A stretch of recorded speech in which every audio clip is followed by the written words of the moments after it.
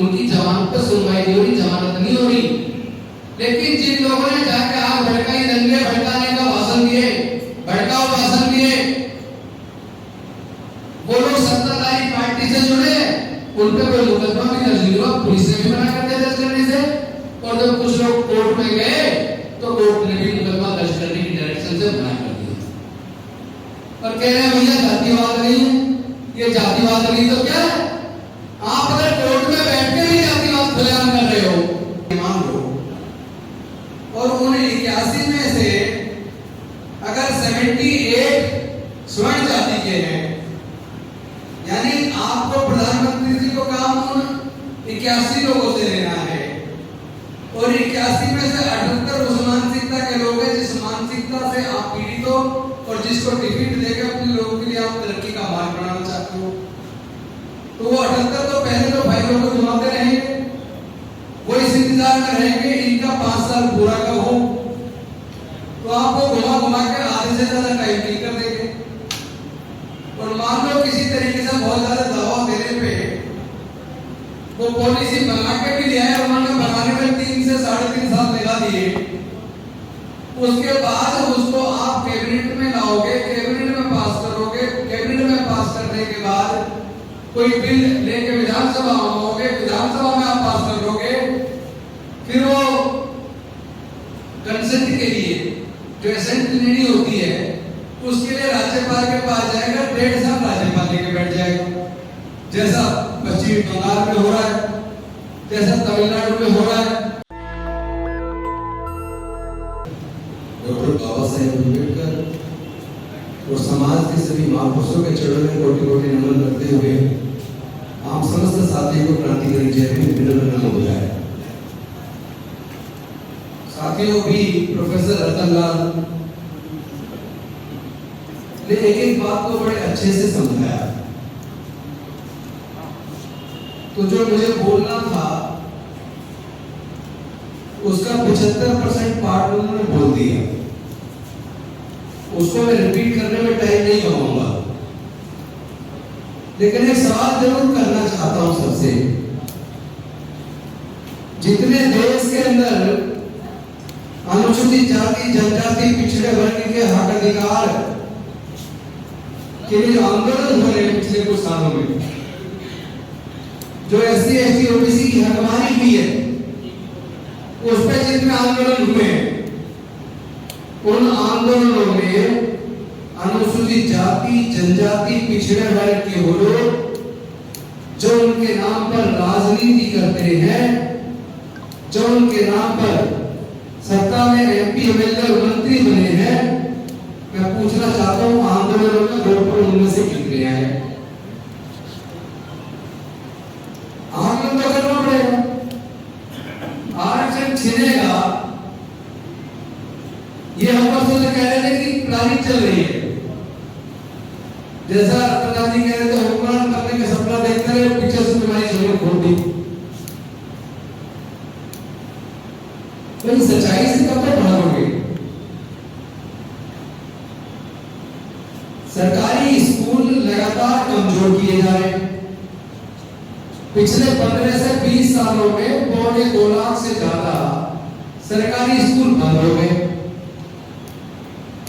जिस डिग्री को करने के लिए इंजीनियरिंग की डिग्री, मेडिकल की डिग्री, मैनेजमेंट की डिग्री, आर्किटेक्ट की डिग्री या दूसरे जो प्रोफेशनल कोर्सेज हैं, उन डिग्रियों को जिनको लोग वजीफे में पैसे से कर लिया करते थे या बहुत ही कम पैसे पे, बहुत कम खर्च से कर लिया करते थे, आज उन डिग्रियों को करने के लिए 15 लाख, 20 लाख, 30 लाख, 50 लाख, 1 करोड़ रुपए चाहिए।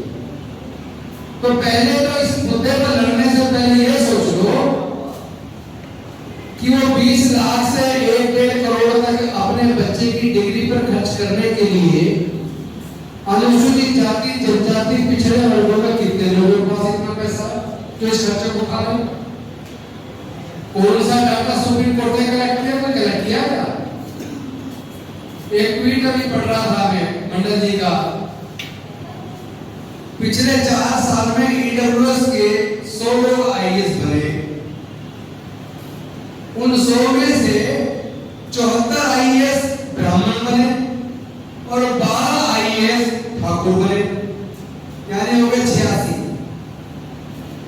तो 74% तो केवल ब्राह्मण रहेंगे यूनिवर्स का, वो जगह को दिखेगा नहीं।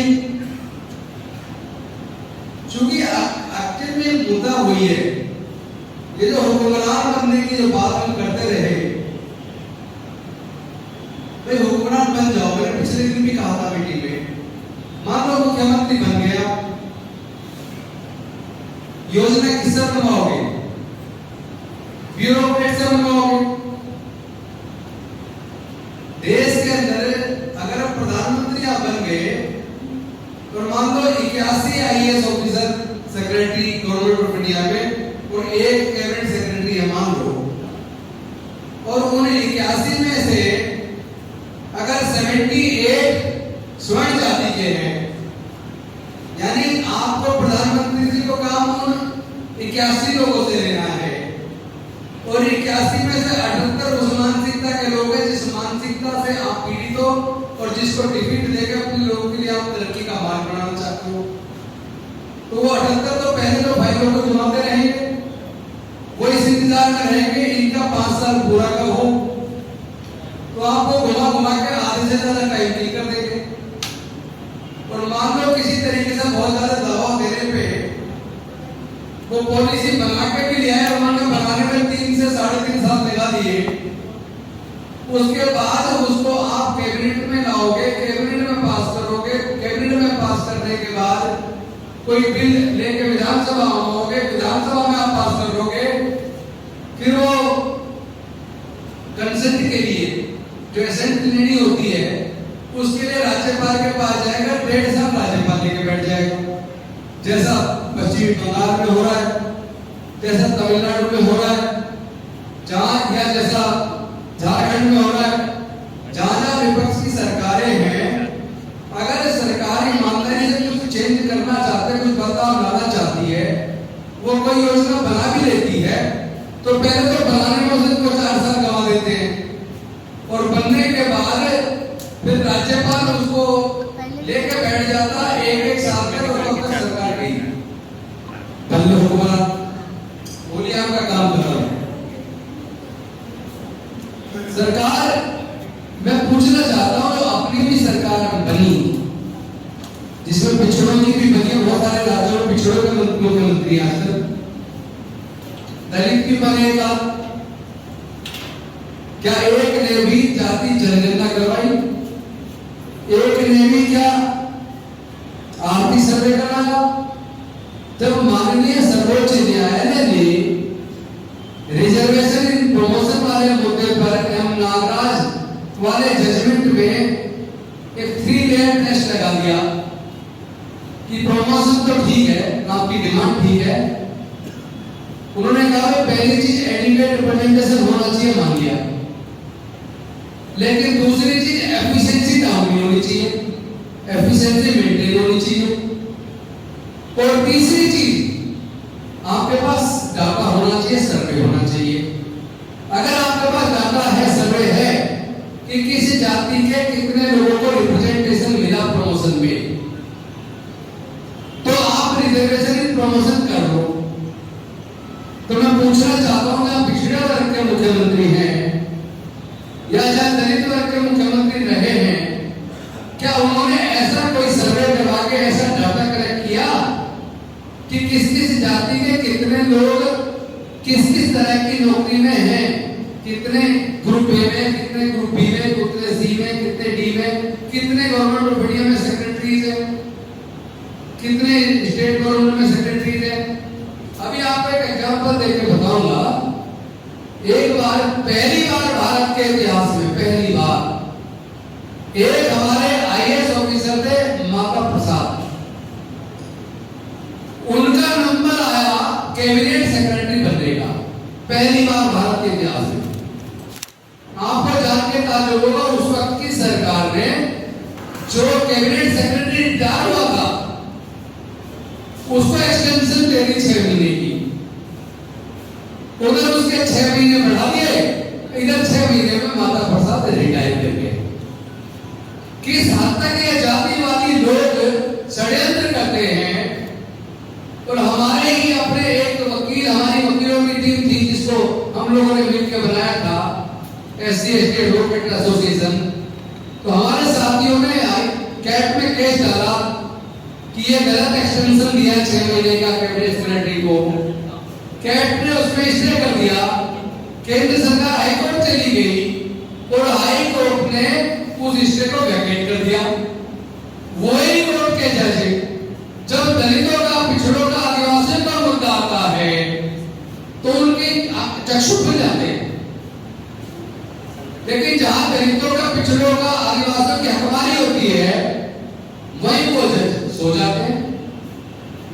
जब किसी मुस्लिम की, दलित की, पिछड़े की, आदिवासी की जमानत का मुद्दा आता है तो एक लाइन लिखी जाती है, the offence which of a very serious nature, there is every apprehension of tampering with the prosecution witnesses, investigation is yet to be completed, hence I decline to grant bail।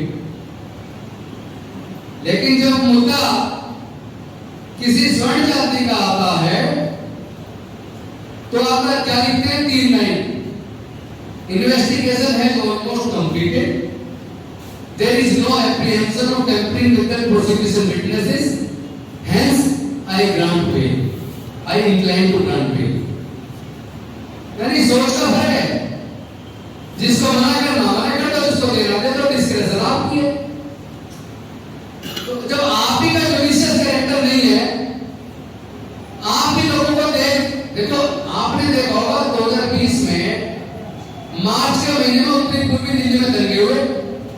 सबको पता है दंगे कराने वाला कितना बड़ा नेता है, जो आज भी भारत सरकार में सबसे बड़ा मंत्री है।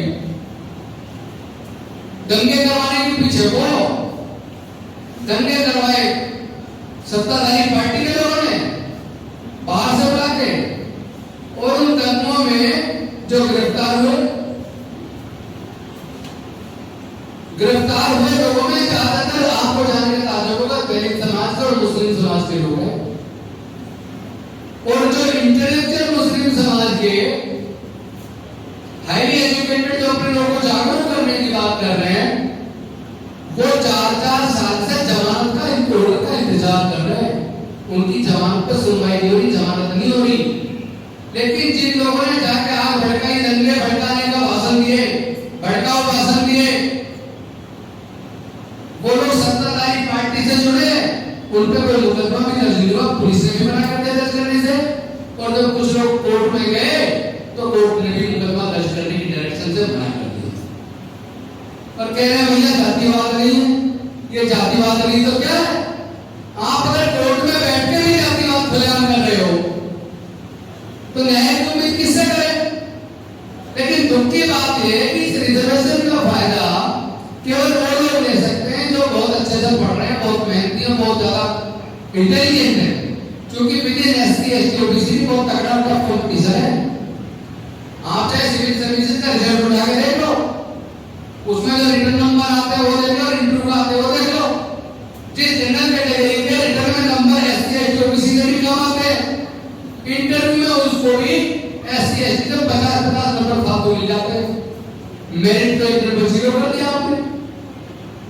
लेकिन मुझे तो इस बात का है कि अगर रिजर्वेशन डेंसर फोरो भी हो जाए तो जिन लोगों को मिल रहा है और मिलना है, या जिन लोगों का छिलता है, वो ना तो धरने प्रदर्शन में आते, ना ही सभाओं में आते। इनमें भी ज्यादातर रिटायर लोग आ रहे हैं या बेचारे मजदूर आ रहे हैं। मजदूर में नहीं लड़ेगा नौकरी की रिजर्वेशन की, उनकी मजदूर में लड़ेगा, रिटायर आदमी लड़ेगा। लेकिन जिस जवान को नौकरी चाहिए, जो लोग जज बन गए, IAS बन गए, IPS बन गए, IRS बन गए, IAS बन गए, जो क्लास 1 की नौकरी में चले गए, डॉक्टर बन गए, इंजीनियर बन गए, HOD बन गए, प्रोफेसर बन गए, मैं पूछना चाहता हूँ वो लोग कहाँ हैं? क्या उनके सारे हक अधिकार की लड़ाई ये गरीब आदमी लड़ेगा क्या? या जो रिटायर हो गए क्या वो लड़ेगा? आपके बच्चों को कौन बताएगा तुम्हारी हकमारी हो रही है?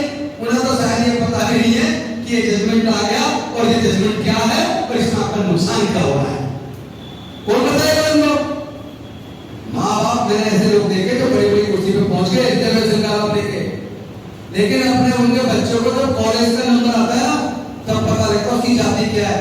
फिर सोचते हैं मेडिकल करवाना, इंजीनियरिंग कराना, कभी नंबर जनरल में आए तब उसका कास्ट सर्टिफिकेट बनवाते हैं, तब उसे पहली बार पता लगता है जो पूरी जिंदगी उन्हीं लोगों के साथ बैठ के कहता है रिजर्वेशन बहुत बेकार है, और बाद में उसे पता लगता था मैं भी खुद रिजर्वेशन, मतलब माँ बाप का तो हो जाता है। तो ये एक ऐसी सच्चाई है जिससे मुंह मोड़ने से काम नहीं चलेगा। बिल्ली को देखकर कबूतर आंख नीचे तो जान बचने वाली नहीं है, बिल्ली को देखते ही उड़ेगा तो जान बच सकती है। लेकिन हमारे समाज के लोग, खासतौर पर जो पढ़े लिखे लोग हैं, जो अच्छी नौकरियों में हैं, जो एमपी एमएलए मंत्री बन गए, वो लोग डर मारे पड़े, वो किसी भी आंदोलन में नजर नहीं आते। चुनाव लड़ोगे तुम, सांसद विधायक बनोगे तुम, मंत्री बनोगे तुम, गुलामी करोगे तुम, समाज के मुद्दों पर लड़ेगा मजदूर। एक भी आंदोलन बता दो शुरू से आज तक, जब मैं मंत्री था तब भी, आज विधायक हूं आज भी, एक आंदोलन बता दो जिसमें मैं आगे सबसे आगे साथों के साथ ना रहा हूं। मैं रह सकता हूं तो बाकी क्यों नहीं रह सकते? उन्हें किस बात का डर है? उनके दिमाग से गुलामी नहीं जानी तो वो क्या समाज की लड़ाई लड़ेंगे? क्या वो संसद विधानसभा में समाज की लड़ाई लड़ेंगे? तो सिर्फ इसी बात से डरते रहते हैं यार मेरा टिकट कट जाएगा अगर मैं बोलूंगा तो। अरे तुझे टिकट ना भी कटा तो जीत भी गया तो भी मुर्दे के बराबर है। ऐसे मुर्दों से उम्मीद करने की जरूरत नहीं है, हमें मिल के एकजुट होकर लड़ना पड़ेगा। ऐसे लोगों को सबक सिखाना पड़ेगा, घरों से बाहर निकालना पड़ेगा और उनको कहना पड़ेगा आंदोलन चल रहा है, तू टुकड़े क्या कर रहा है, हमसे आगे तू चल, गोली चलेगी तो तू पहले खाना।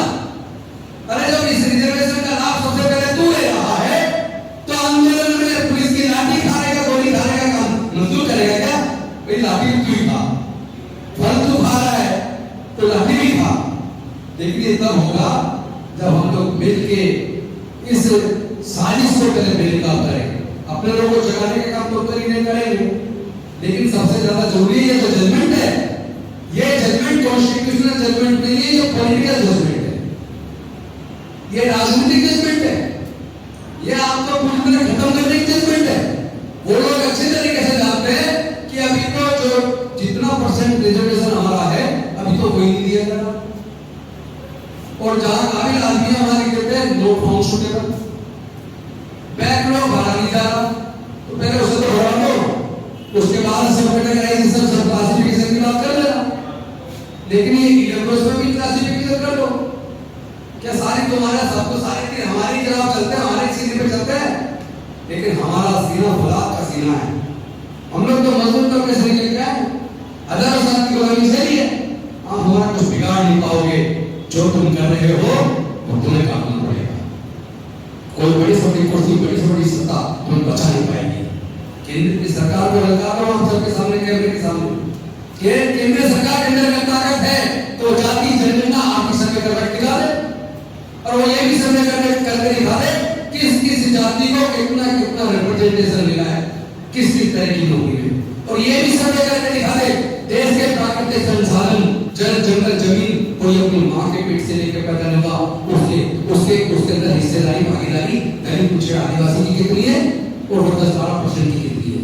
सारे आंकड़े देखो, करके दिखाओ, जाति जनगणना आदि सर्वे करके दिखाओ, पता तो चले किसके हिस्से में क्या आया, किसकी जनसंख्या कितनी है, उसे मिल कितना गया, उसके बाद आगे कर देना सब क्लासिफिकेशन।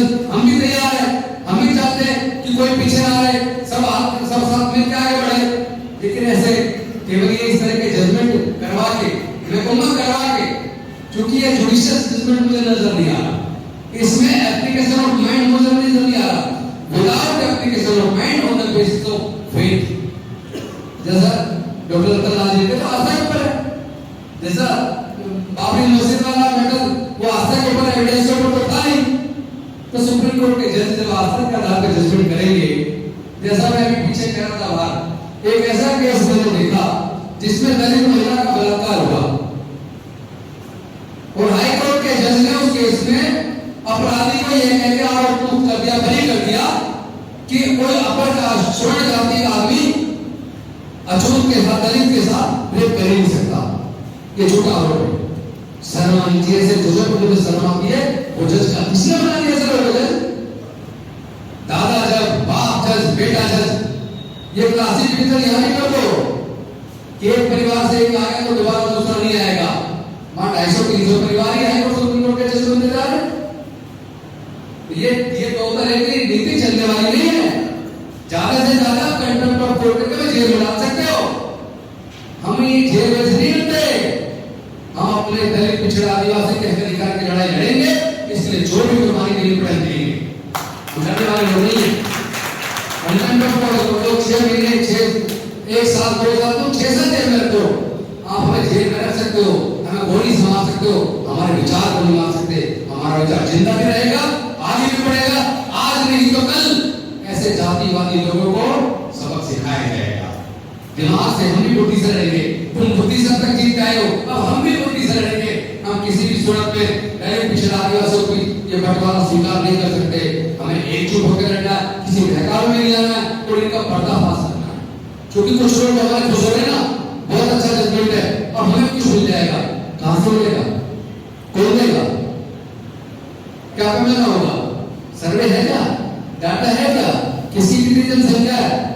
ये सारा सामने लाने में नानी लग जाएगी इसके अंदर की सरकार के राज्य सरकारों की। कहते तो दिखा सच्चाई कुछ और है। सच्चाई है ये आपको कुछ देना नहीं चाहते, ये उठाकर रखना चाहते हैं ताकि आप अपने हक की बात ना कर सको, अपना हिस्सा ना मान सको, ताकि आप विकास और प्रोग्रेस के बारे में, डेवलपमेंट के बारे में ना सोच सको, सरकार से अपने असल मुद्दों पर ना कर सको। आपका ध्यान भटकाना चाहते हैं। आपको कभी बाबा साहब की प्रतिमा है उसमें लटवा देंगे, कभी एट्रोसिटी एक्ट डायलॉग करेंगे उसमें लटका देंगे, कभी गुरु रविदास जी का मंदिर तोड़ेंगे उसमें लटका देंगे। हम अपनी सारी एनर्जी एक मुद्दा एक सारे उसमें लगाते रहे और सारा देश का माल ये लूट के खाते रहे, ये लूट के खाते रहे। दो केवल पूंजीपति पूरे दुनिया में सबसे अमीर बना दिए। तुम्हारा ये एजेंडा बस। अरे बाकी जो दलित पिछड़ा आदिवासी उनके हिस्से में क्या आया?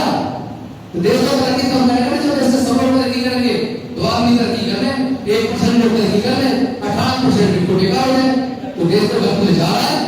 और ये तो कह रहे हैं ना मुस्लिम बन रहे, मुस्लिम बन रहे, ये गुणवत्ता बना रहे देश को, देश का सत्यानाश कर रहे हैं। और उनके खिलाफ लड़ना पड़ेगा। हम मिलकर लड़ेंगे, जीतेंगे, निराश होने की जरूरत नहीं है, आशावान रहिए। और मैं रतन लाल जी को कहना चाहता हूँ, आप भी निराश ना होइए, अपनी बात कहते रहिए। हम लोग न्याय के लिए, समाज के अधिकार के लिए लड़ रहे हैं, उतार चढ़ाव आएंगे। नेशनल दस्तक की आपसे गुजारिश है कि अगर इसको बचाना चाहते हैं तो नेशनल दस्तक को सब्सक्राइब करने के लिए रेड कलर के सब्सक्राइब बटन को दबाएं, फिर बेल आइकन की घंटी दबाएं। नेशनल दस्तक को बचाने के लिए बहुत जरूरी है कि हर खबर को शेयर करें, लाइक करें, कमेंट जरूर करें।